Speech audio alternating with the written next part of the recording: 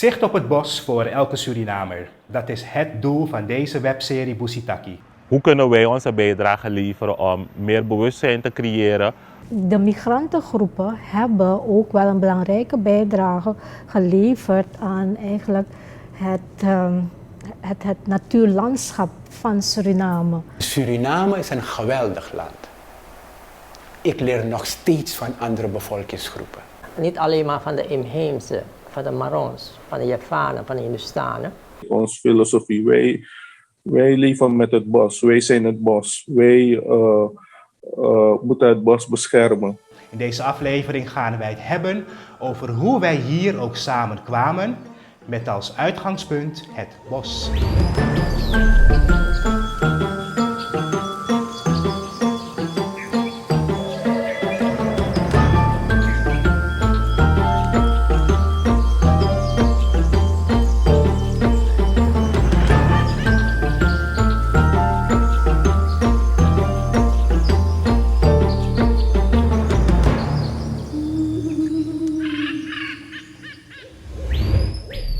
We hebben verschillende keukens met elk hun eigen kruiden en specerijen. We hebben verschillende culturen met elk hun eigen geneeswijzen en toepassing van planten. We hebben verschillende talen waarin veel kennis verborgen zit. Suriname, het land met niet alleen een grote biodiversiteit, maar ook een culturele, religieuze en, het beste van alles, een culinaire diversiteit. Deze diversiteit is er eigenlijk al van oudsher. Als we kijken door een West-Europese bril, werd Suriname in 1492 ontdekt door Alonso de Ojeda. Daarna kwamen er allerlei mensen kijken hier, tot het in 1593 Spaans bezit werd.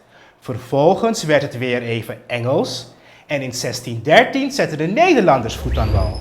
Toen was het weer een tijdje Engels en heette ons land zelfs Willoughbyland met de hoofdstad Torarica. Overigens ging dat alleen maar over het stukje van de Guyana's tussen de Marowijnen en de Koppennaamrivier. Daarna was het zo dat wanneer men sprak over de kolonie Suriname, men het had over het gedeelte rondom de Suriname en de Kommerwijnenrivier.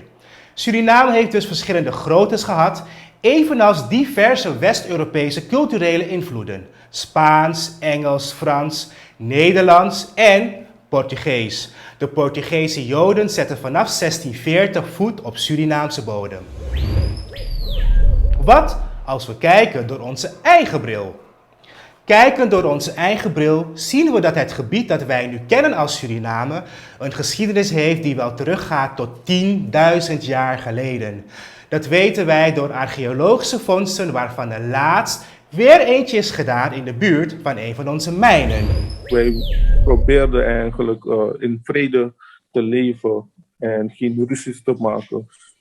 We hebben wel teruggevochten, maar we zagen dus dat het helpte niet. Ze kwamen maar en verschillende mensen van Europa, die kwamen eerst de Portugezen en dan noem maar op en uiteindelijk de Nederlanders.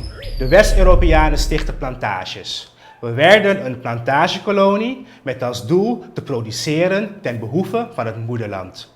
Dus dan merk je dat eigenlijk de bevolking van Suriname uit alle windstreken zijn neergestreken, toch? Voor een groot deel komt dat door het Nederlands koloniaal beleid als uitvloeisel van hun kapitalistisch systeem en onder het mom van kolonialisme werden alle bevolkingsgroepen die we nu hier kennen naar Suriname gebracht. Ja? En gebracht niet om eigenlijk de bevolking uit te breiden, maar om te werken op de plantages. Ja, toch? Om eigenlijk te werken voor de Nederlandse koloniale machthebbers, winsten te vergaren voor hun. De Europeanen werkten niet zelf op de plantages en de Indianen hebben dit geweigerd. Ja, laten we dat misverstand voor eens en altijd uit de wereld helpen. De Indianen waren niet te zwak of te lui om te werken op de plantages. Nee, ze wilden het gewoon niet. Stel je voor dat jij op een dag thuis zit en ik kom binnen, ga op jouw stoel zitten en eis dat je mij gaat bedienen terwijl je jouw huishouden moet gaan draaien volgens mijn standaarden. Anebroko. je kan een persoon binnen zijn eigen huis niet tot slaaf maken, want die kent alle wegen binnen het huis. En dat is gebeurd. Wij kenden de bossen, wij kenden alles. Wij konden de weg terugvinden. Daarom werden er tot slaafgemaakten uit Afrika gehaald. En dat was het begin van weer een nieuwe migratiestroom die flink wat impact maakte op ons bos. Wij zijn mensen die eigenlijk heel snel adopteren. En dat hebben we ook gedaan met de plekken waar wij naartoe zijn vertrokken. Daar zijn we gebleven. Nu is het heel dichtbij als je kijkt dus naar de dorpen rondom Paramaribo. Want eigenlijk was het hier begonnen, tenminste, ja, Kommerwijnen is het begonnen. Later doorvertrokken naar Paramaribo, waar de kreek Paramuru was. En verderuit, ja, we zijn verder doorgegaan naar Saramaka, van Saramaka uit door naar boven Suriname. Dan praat ik over de verschillende mensen, hè, over de verschillende volken die wij hebben. Want ik praat niet alleen over de Caraïben, ik praat ook over de Arawakken, de Trio's, de Wayanas, de Cachuyanas, de Cagayanas, de Tunayanas, noem maar op, de Sikiyanas. Zijn namen misschien die je misschien niet hebt gehoord, maar die wonen in Suriname, die zijn er in Suriname. De vergeten volk bijvoorbeeld, de Akurio. Het zijn allemaal mensen die eigenlijk ver in het bos zijn vertrokken. Die waren allemaal hier bij ons dichtbij, wat wij zeggen van ja, Paramaribo. Ja, het was rondom. Als we kijken naar Quataweg, waar wij eigenlijk dorpen hadden. En dat is allemaal weg verdwenen. Er bestaat geen enkel dorp aan de Quataweg meer. Het zijn allemaal huizen en noem maar op, bedrijven. En zodoende moesten wij ook veranderen van onze cultuur, onze eetpatroon, noem maar op, onze tradities. We hebben heel veel moeten opgeven. Mevrouw Chin Vo is hoofd van het Nationaal Archief Suriname en heeft de titel Nationale Archivaris. Wat mij betreft zou deze functie de nummer 1 van ons land moeten zijn, omdat onze geschiedenis, terwijl die zich afspeelt, zo wordt vastgelegd voor de vele generaties die hopelijk nog zullen komen. Wat is er bekend bij het NAS over de impact op de natuur? Elk land moet een nationaal archief hebben. Want in dat archief, dat nationaal archief, wordt het documentaire erfgoed van het land bewaard. Digitaal of audio, video, bewaard, beheerd, ontsloten en beschikbaar gesteld. Goed, weten we dat ook weer. Even terug naar de geschiedenis van ons land. Plantages zijn aangelegd. Daarvoor is er ontbost. Het landschap is veranderd. Er komen nog steeds slaven naar Suriname. Ik vroeg me af of deze ook wat meenamen. De tot slaafgemaakten hadden in principe niet zoveel keuze om dingen mee te nemen naar Suriname. Wat ze dus sowieso wel mee hebben genomen, dat is de kennis over planten. Afrika heeft dus ook wel een tropisch en een subtropisch klimaat. Dus in principe naar Suriname hebben ze heel veel kennis over de natuur meegebracht. Er zijn dus wel verhalen dat bepaalde slaven, bepaalde mensen de rand van hun lendendoek of de band die ze bij hun hoofd hadden wel wat zaden hebben meegenomen. Een van ze wordt gezegd bijvoorbeeld rijstzaden in het haar gevlochten. Dat zijn verhalen die er zijn. Maar in principe hebben ze heel veel kennis meegenomen van bomen en planten die ze al hadden en kenden vanuit Afrika. Jaarlijks vluchten er aardig wat tot slaaf gemaakt naar het bos, waar zij ook weer een impact op de natuur maakten. De Indianen aldaar helpen hen en maken ze wegwijs. En zo hebben we ook de mensen, de Saramakaners, ook opgevangen. Ook hun geleerd hoe zij hier moeten leven, want het is anders dus dan een savanna grondgebied. Dit was echt puur het Amazone.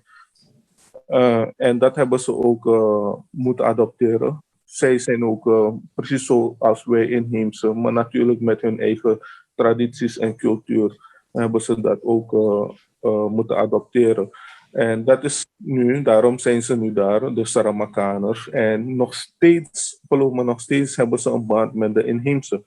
Er zijn genoeg verhalen bekend van tot slaafgemaakten die zijn gevlucht van de plantages, die door middel van hun kennis over de natuur, de kennis van de bossen, kennis van de verschillende kreken, dat zij uit handen zijn gebleven van het leger of van de mensen die ze achterna zaten.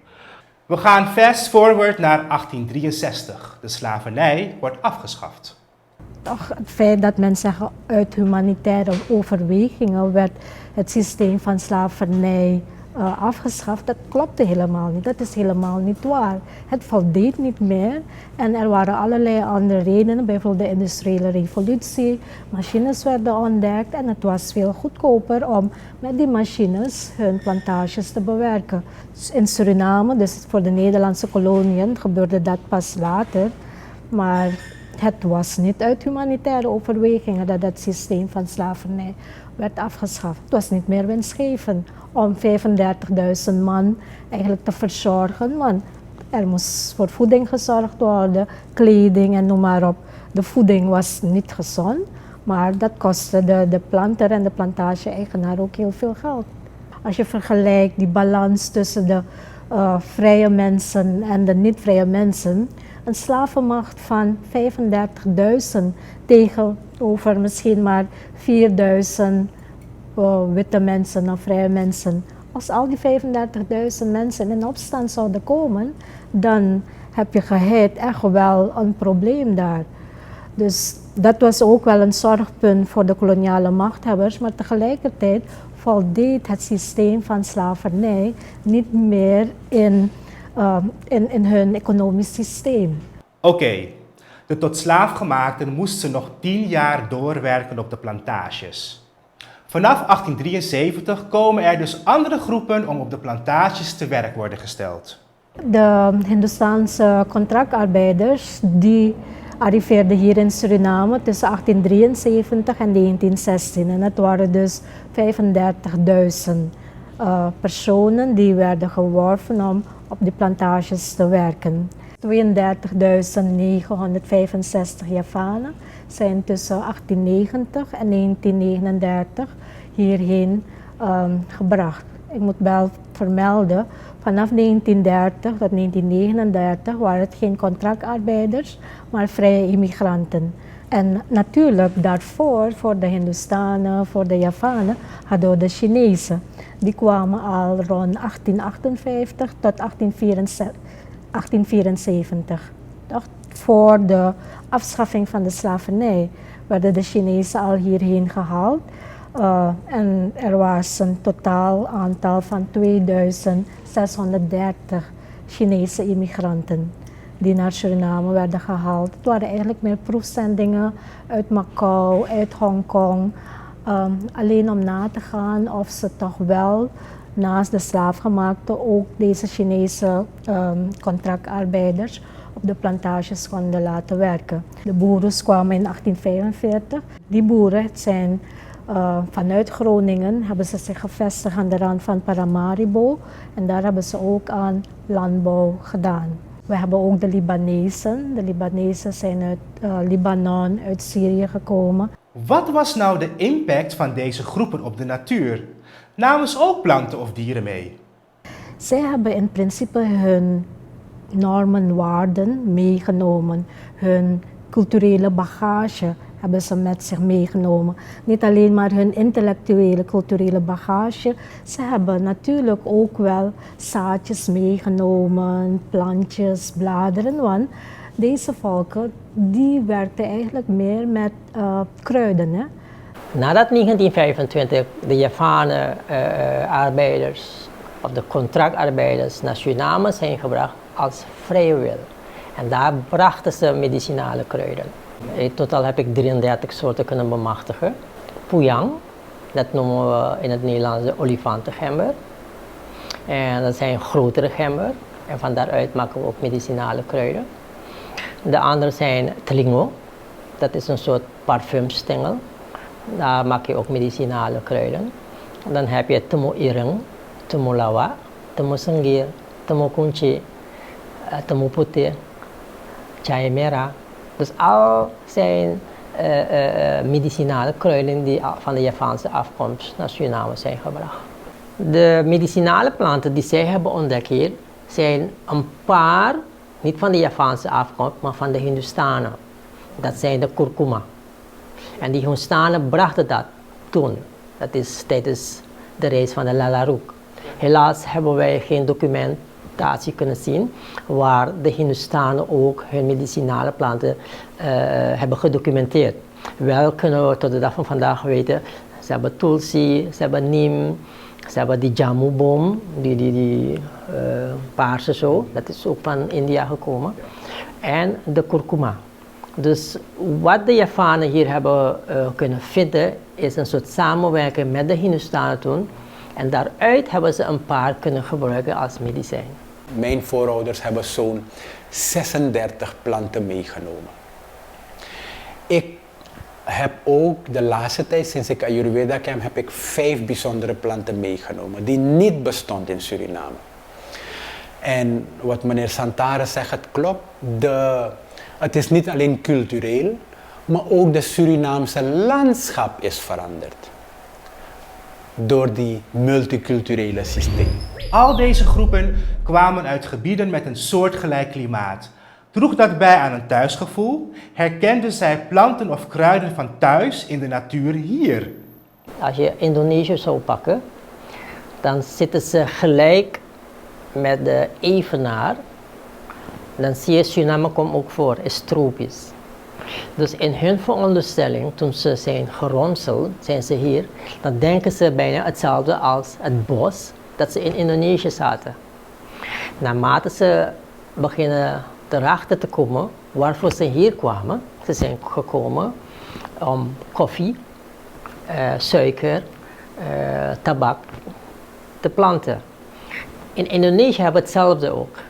Dus zij voelden zich in het bos, waar ze terecht zijn geplaatst om te werken, zoals in Saramacca Commune, hebben ze ook bos, dus hebben ze gezien als, hey, we zijn thuis. Alleen maar, het is een hele ander soort wereld daar ze terecht zijn gekomen. De tot slaafgemaakte, de natuur was voor hun heel erg belangrijk. Waarom? Voor hun was dat de plek waar zij eigenlijk zichzelf konden zijn. Los van het zicht vanuit de meesters, van de directeuren van de plantages, hadden zij dus de gelegenheid om in het bos ook gewoon zichzelf te zijn. Ook voor de slaven die in principe vluchten van de plantages was dat mogelijk. Alle soort verschillende planten. We hebben dus, als we kijken naar de vruchtbomen die ze hebben, maar ook gewoon de medicinale bomen in het bos. Er zijn een tal van die gebruikt worden, die nog steeds gebruikt worden. De houtsoorten die een bepaalde geur hebben, een bepaalde smaak hebben. Dus in principe als je een blad, wat deden ze als je een blad hebt, kan je hem even kreukelen, breken, ruiken. En als ruik je hem, heb je een bepaalde geur eraan. En dan weten ze, oh deze herken ik van, in principe vanuit toen Afrika. Een van de bekendste planten die ze dus gebruiken, die nu ook nog gewoon gebruikt wordt, is de sangarafu. En de sangarafu komt dus ook in Suriname voor, maar ook gewoon in Afrika in de tropische en subtropische klimaten. Wanneer we dus als nazaten van de tot slaafgemaakte kijken naar de natuur, dan voelen we ons helemaal thuis. Ook wanneer we dus echt gewoon spiritueel bezig gaan zijn, met onze windreligie bezig gaan zijn, gaan we terug naar de natuur. Er worden kruidenbaden gemaakt door middel van verschillende planten en bomen en bloemen die we tegenkomen in het bos. Dus de natuur is voor ons als nazaten van de tot slaafgemaakte eigenlijk een deel van ons. We kunnen er niet zonder. Het is ook bijzonder. Ik heb laatst een artikel geschreven over de neemboom die onze voorouders hier hebben gebracht. Maar er zijn een paar families hier die bijna hetzelfde werking hebben. Krapa-olie. Hetzelfde is als hardica. Zo, dit is krappa. En misschien heeft me uitgelegd dat dit krappa is. En hij zegt, proef het. Dus gaat proeven. Het is heel erg... Het is bitter. Dit is bitterder dan neem, zeg maar. Oeh. Gezond. Ay, bolos wit Dus waarom kunnen we die kennis niet gebruiken? We slapen. Het enige wat we kennen is het bos vernietigen hier. Kan je voorstellen Suriname zonder mayaboom? Kan je voorstellen Suriname zonder neemboom? Kan je voorstellen Suriname zonder piepelboom? Nou, ik kan zo doorgaan. Het is inderdaad zo dat sommige palmsoorten, sommige manjasoorten en de Phalaenopsis niet inheems zijn. De aanwezigheid van deze planten hebben wij te danken aan de komst van de contractarbeiders. Net zoals ons gerecht pom, dat wij te danken hebben aan de komst van de Joden. En nog steeds zijn we onze biodiversiteit aan het vergroten door verschillende vruchten, bloemen en planten.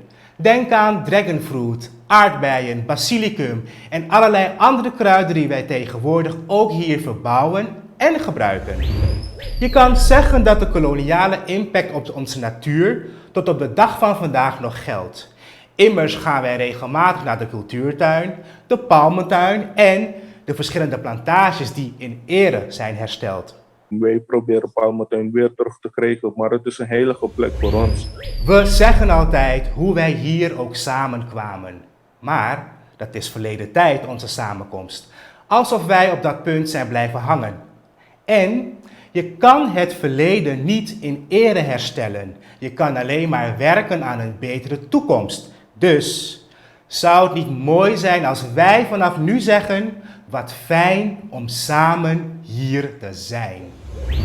Als je dus een deel van de natuur behoudt, ook als mens deel zijnde van de natuur, behoud je ook jezelf en zorg je voor voortgang van het leven. Dus we moeten onszelf beschermen, we moeten onszelf goed behandelen, zodat we een goed leven hebben.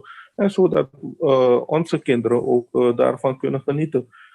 Bij mij gaat het om wat we hier hebben, laten we koesteren en laten we ook een studie van maken. Vaak staan we niet bij stil wat voor rijkdom we hebben. Niet alleen aan cultuur, culturele uitingen, maar de natuur wat we allemaal hier hebben gebracht. En we kunnen heel veel geld daarmee maken. Natuurlijk moeten we het behouden, preserveren, maar je kan op een heel creatieve manier, hoe noem je dat ook al, vercommercialiseren. En dat is heel belangrijk voor ons als land, als natie, maar ook als volk. Dat we die waardering hebben voor wat onze voorouders hebben meegenomen en wat we eigenlijk hebben ontwikkeld. Want ik zei al, de samenleving is niet statisch, het is dynamisch. Er worden steeds veel meer dingen ontwikkeld. Kijk maar naar die kruidenthee, ja toch? Muntthee, je hebt ook nog die churu-thee, al die dingetjes. En dat wordt verkocht. Dus we moeten een beetje groot denken met wat we hebben. Gebruik dat om Suriname gezond te maken. Take the east one, take the west one and create the best one. Mooi. Dat was het weer voor deze keer. De volgende keer ben ik er weer met heel veel meer. Tot dan.